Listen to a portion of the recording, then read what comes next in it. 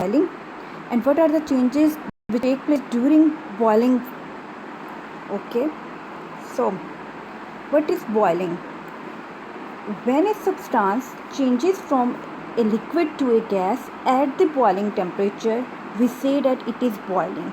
Okay, now you can see in that diagram that on heating, water changes into gas, and this change takes place at a specific or a particular temperature, not before or after that temperature, just at specific temperature. You know the boiling point of water? Yes, that is 100 Celsius. Exactly. So water boils at 100 Celsius. Boiling point. What is the term boiling point?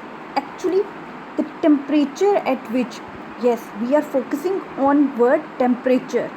Whenever you get that point, boiling point, then it means temperature.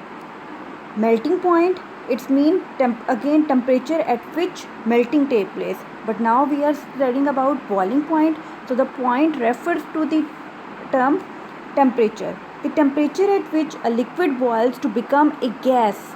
Okay, liquid is changing into gas is called its boiling point. Okay, now what happened to the particles of liquid that is heated until it boils?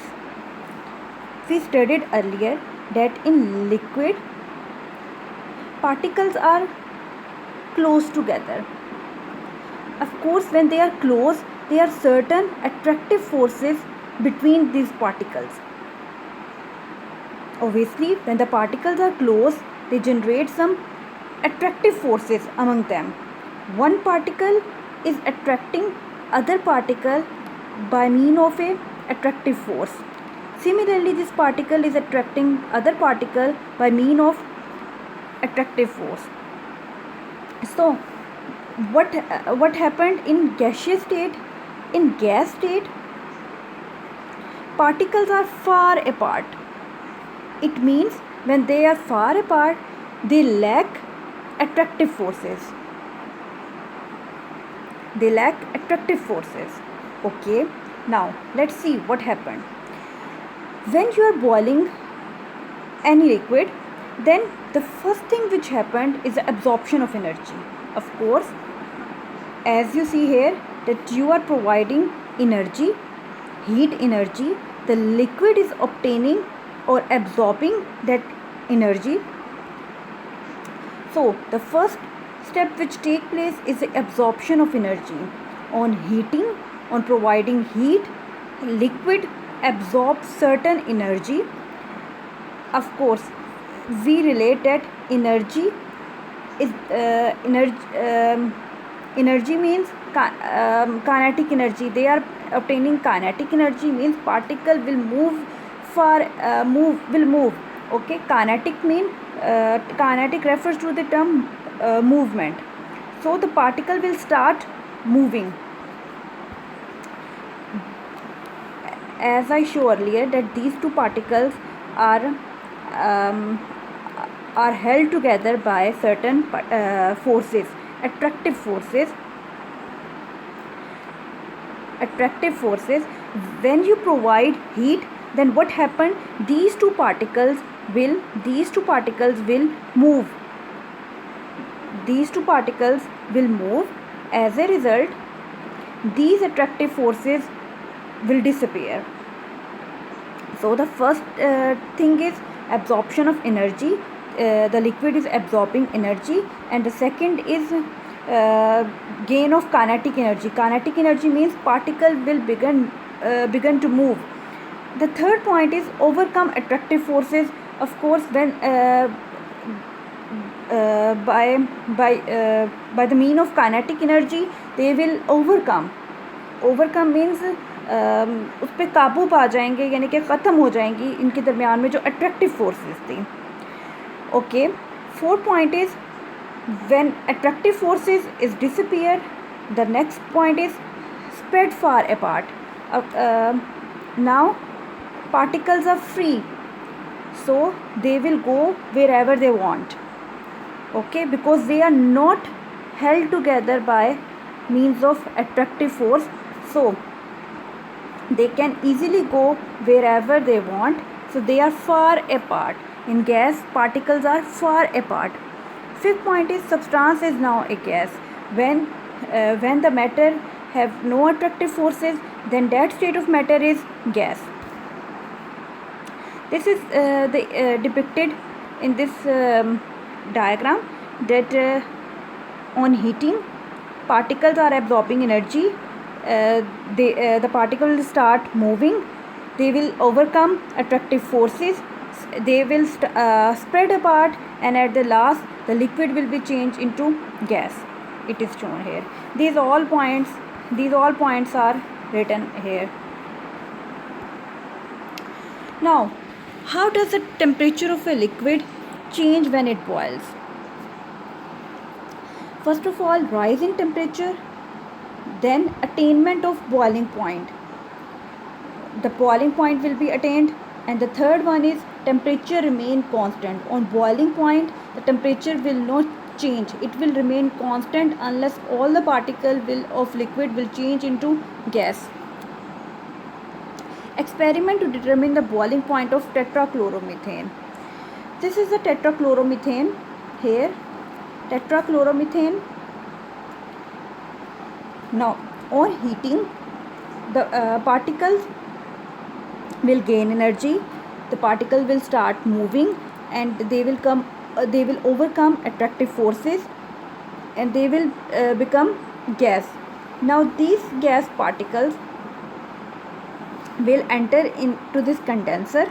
Because these are gas, they will go up and eventually enter into condenser.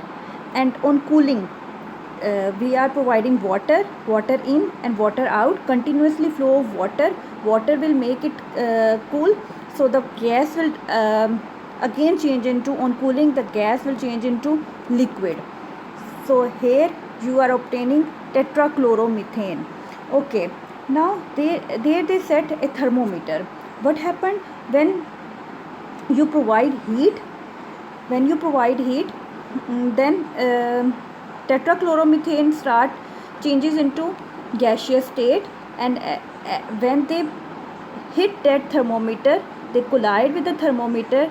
Of course, they will transmit that energy to the thermometer, and the mercury will rise, and you can see that temperature will be 77 Celsius for tetrachloromethane. And if I talk about water, then that temperature will be 100 Celsius.